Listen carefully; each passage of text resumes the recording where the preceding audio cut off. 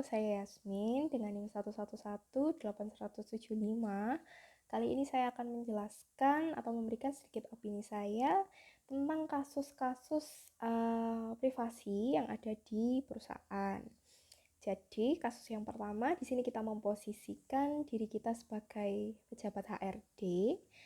Terus kita melihat adanya karyawan yang menggunakan jam istirahat untuk membuka situs porno dengan menggunakan HP pribadi dan koneksi pribadi. Jadi bila kita lihat dari sudut pandang karyawan, ini merupakan sebuah hak pribadi. Jadi sebenarnya itu hak dia karena dia menggunakan HP-nya sendiri dan menggunakan koneksinya sendiri. Jadi kalau dilihat dari sisi itu, dia tidak merugikan perusahaan secara sepenuhnya.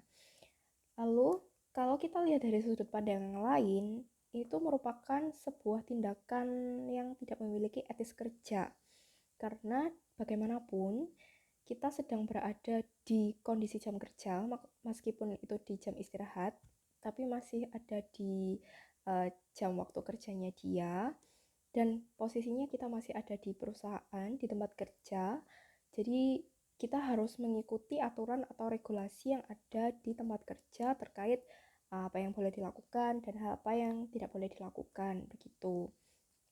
Nah, untuk sanksi atau tindakan yang bisa kita lakukan adalah yang pertama, kita bisa memberikan surat teguran, atau yang kedua, kita memberikan surat panggilan, kemudian kita panggil dan kita selesaikan masalahnya secara personal, jadi antara pihak HRD dan karyawan yang bersangkutan gitu.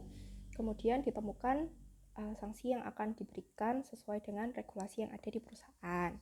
Nah, terus untuk kasus yang kedua, di sini ada kasus karyawan yang memanipulasi data. Di sini kasusnya adalah karyawan yang memanipulasi data penjualan.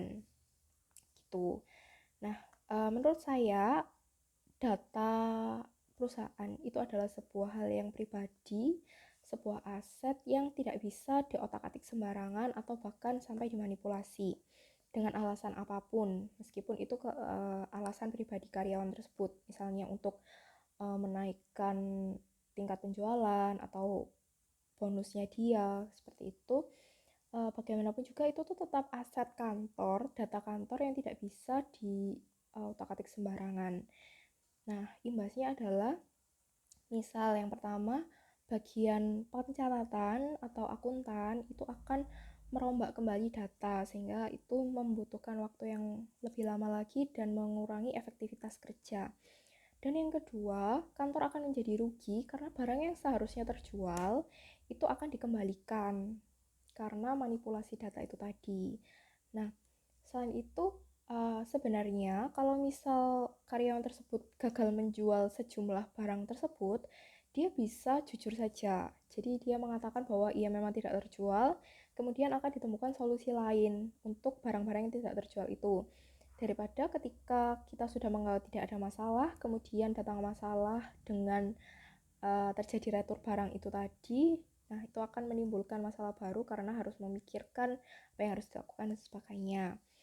Itu kalau dari sisi penjualannya. Nah, kalau dari sisi data yang diganti, itu menurut saya dia sudah melakukan pelanggaran ya, karena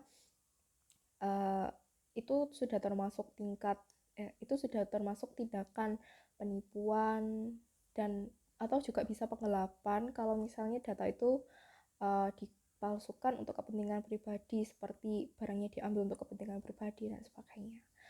Ya, sekian pendapat dari saya dan terima kasih.